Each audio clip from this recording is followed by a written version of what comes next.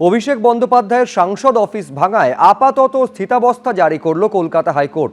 অর্থাৎ পরবর্তী নির্দেশ না দেওয়া পর্যন্ত চালানো যাবে না বুলডোজার। ভবন ভাঙার আড়ালে আসলে চলছে চুরি। পুলিশ ও বিজেপির একাংশকে নিশানা করে আক্রমণ শানিয়েছেন অভিষেক বন্দ্যোপাধ্যায়। চোর তো লোককে চোরই ভাববে, এই বলে পাল্টা কটাক্ষ করেছেন সুকান্ত মজুমদার।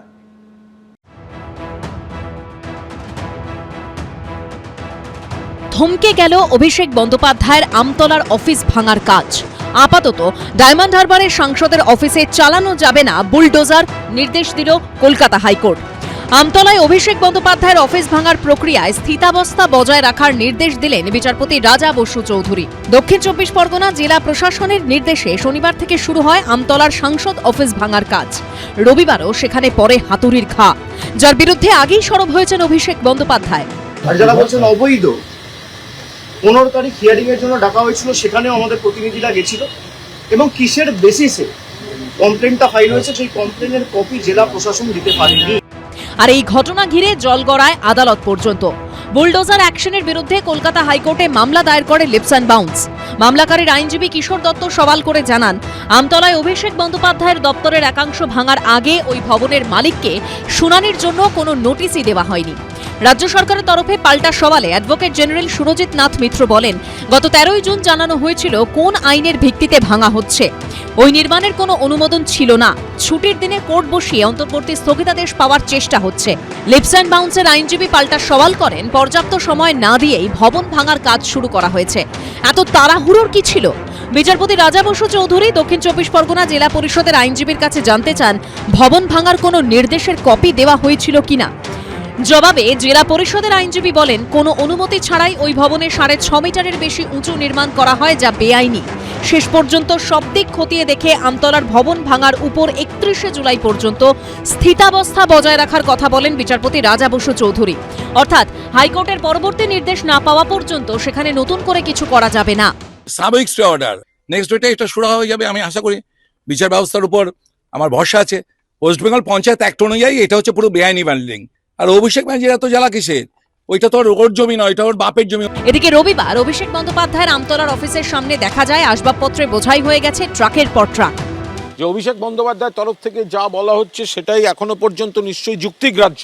যারা ভাঙার ক্ষেত্রে যতটা তৎপরতা দেখালেন, তারা তার সাপোর্টে যে নথি বা ডকুমেন্টস বা প্রামাণ্য, তো সেগুলো নিশ্চয়ই তারা আজকে কোর্টে দেখাতে, তার থেকে অভিষেক বন্দ্যোপাধ্যায় যুক্তি শক্তিশালী ছিল, সেই কারণেই কোর্ট আপাতত স্টে করে দিয়েছে। যদি বেআইনি থাকে তাহলে অ্যাডমিনিস্ট্রেশন তার ব্যবস্থা নিয়েছে, এবার তারপরে কোর্টে গেছে। এবার এটা এখন যখন কোর্টে গেছে, এটা কোর্টের বিষয়। কোর্টের বিষয়ে তো আমরা আলাদা করে কিছু বলতে পারি না। কোর্ট যা রায় দেবে সেটাকেই মান্যতা দেওয়া হবে। অভিষেক বন্দ্যোপাধ্যায়ের ছবি দেওয়া বিভিন্ন জিনিস থেকে শুরু করে গাদা গাদা শাড়ি, ধুতি ভরা হয়েছে পরপর বস্তায়। একই সঙ্গে রয়েছে পেটি পেটি নথি।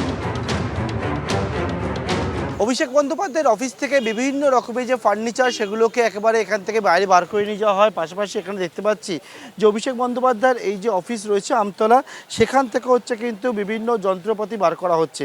যেমন এই যে যন্ত্রপাতি নিয়ে যাওয়া হচ্ছে এখানে, এবং দেখা যাচ্ছে একটা ইকুইপমেন্ট র্যাক এখানে রয়েছে, যেটা হচ্ছে ফাইবার টার্মিনাল এর ওপরে গোয়াটা চলে, সেই ইকুইপমেন্ট র্যাক। এটা কিন্তু অভিষেক বন্দ্যোপাধ্যায়ের আমতলার অফিসে, সেটাও একেবারে যে তার কানেকশন, সেই সবটা কেটে এখান থেকে নিয়ে যাওয়া হচ্ছে। আর এই ঘটনাকে হাতিয়ার করে সমাজ মাধ্যমে আক্রমণ শানালেন অভিষেক বন্দ্যোপাধ্যায়। ডায়মন্ড হারবারের সাংসদ তাঁর আমতলার অফিসের একটি ভিডিও ফেসবুকে পোস্ট করে লেখেন, ভিডিওতে স্পষ্ট দেখা যাচ্ছে পশ্চিমবঙ্গ পুলিশ বিজেপির দুষ্কৃতীদের সঙ্গে মিলে ট্রাঙ্ক ভর্তি করে ল্যাপটপ, প্রিন্টার, গুরুত্বপূর্ণ নথিপত্র, টেবিল, চেয়ার সহ যাবতীয় জিনিস নিয়ে যাচ্ছে। এটা কোনো ভাঙচুরের অভিযান ছিল না, এটা আসলে পুলিশের পোশাকে সংঘটিত চুরি, যা আইনের শাসনের প্রতি চরম অবমাননা। অথচ বিষয়টি এখনো হাইকোর্টের বিচারাধীন। রাজ্য পুলিশের বিরুদ্ধে চুরির অভিযোগ করছেন, কারণ হচ্ছে উনি চুরি জিনিসটা ভালো বোঝেন। চুরি সম্পর্কে ওনার পিএইচডি করা আছে, অন্য কিছুতে ডিগ্রি না থাকুক, যে যেরকম সেরকম লোককে ভাবে, চোর লোককে চোরই ভাববে। তবে আপাতত কলকাতা হাইকোর্টের নির্দেশে বন্ধ রাখা হয়েছে আমতলার অফিস ভাঙার কাজ। পার্থপ্রতিম ঘোষ, সন্দীপ সরকার, অনির্বাণ বিশ্বাসের রিপোর্ট, এবিপি আনন্দ। রাজারহাটে বিস্ফোরণের ঘটনায় গ্রেফতার করা হলো আরও একজনকে। রবিবার গ্রেফতার করা হয় দালাল মোহাম্মদ শাহেন শাহকে। এদিকে বিস্ফোরণের ঘটনায় এদিন রিপোর্ট পাঠালো এনআইএ।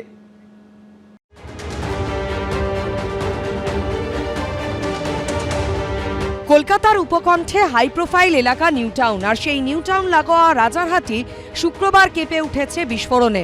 দক্ষিণ নারায়ণপুরের একটি বাড়িতে বিস্ফোরণের ঘটনায় আগেই গ্রেফতার করা হয়েছিল মূল অভিযুক্ত এবং ভাড়াটিয়া মোহাম্মদ শামীম ওরফে সেলিমকে, আর এবার গ্রেফতার করা হলো মোহাম্মদ শাহিন শাহ নামে এক দালালকে। শুক্রবার রাজারহাটের দক্ষিণ নারায়ণপুরে বিকট শব্দে বিস্ফোরণ ঘটে, ধোঁয়ায় ঢেকে যায় চারদিক। বিস্ফোরণের পরই ঘটনাস্থলে পৌঁছয় এনআইএ। রবিবার এই ঘটনায় রিপোর্ট পাঠালো তারা। সূত্রের দাবি, রিপোর্টে উল্লেখ রয়েছে ওই বাড়ির একটি ঘরে বোমা রাখা হয়েছিল। সুতলি জাতীয় বোমা থেকেই এই বিস্ফোরণ ঘটে, আর সেই বোমা ফেটে একজন আহত হন। বিস্ফোরণে ক্ষতিগ্রস্ত হয়েছে কংক্রিটের দেওয়াল। নারায়ণপুরের বিস্ফোরণের ঘটনায় ডিপার্টমেন্টে রিপোর্ট পাঠালো জাতীয় তদন্তকারী সংস্থা। আমি বসেছিলাম বাড়িতে, বম ফটেছে, পুরো বারুদ মেহেক পুরো একদম ইয়ে হয়েছে, আগুন বার হয়েছে, পুরো ধোঁয়া হয়ে গেছে। আমার মাথাতে লেগেছে। লোহা আছে, ওই যে জাল আছে না, জালে যে জালকাঠি, হ্যাঁ জালকাঠি 3-4টে পাওয়া গেছে আমার বাড়ি থেকে। রাজারহাটের যে বাড়িতে শুক্রবার বিস্ফোরণের ঘটনা ঘটে তার মালিক জুলফিকার আনসারি দাবি করেন, যে ঘরে বিস্ফোরণ হয়েছে সেটা দুদিন আগেই মোহাম্মদ শামীম ওরফে সেলিম নামে এক ব্যক্তি ভাড়া নেয়। নিজেকে কামারহাটির বাসিন্দা পরিচয় দেন তিনি। সিসিটিভি ফুটেজে দেখা গেছে বিস্ফোরণের আগে হাতে একটি সাদা রঙের ব্যাগ নিয়ে সিঁড়ি দিয়ে উঠছে এক কিশোর। একটি ঘরে ঢুকছে সে, তারপর ঘর থেকে বেরোতেই বিস্ফোরণ। নাবালকের দাবি, দুদিন আগে নতুন ভাড়াটিয়া সেলিমই তাকে ব্যাগটা রেখে আসতে বলে। बोला कि बाबू थोड़ा खाना पहुंचा दो घर पे। सलीम, हाँ सलीम या समीम ऐसा नाम है। ঘটনায় জখম নাবালক ও বাড়ির মালিককে জিজ্ঞাসাবাদ করছে পুলিশ। সূত্রের খবর, ধৃতদের জেরা করে নামাজিদ সিদ্দিকী নামে একজনের নাম সামনে এসেছে, তারও খোঁজ করছে তদন্তকারীরা। আবির দত্ত, সুকান্ত মুখোপাধ্যায় ও রঞ্জিত সাউয়ের রিপোর্ট, এবিপি আনন্দ। এবিপি আনন্দ, এগিয়ে থাকে, এগিয়ে রাখে।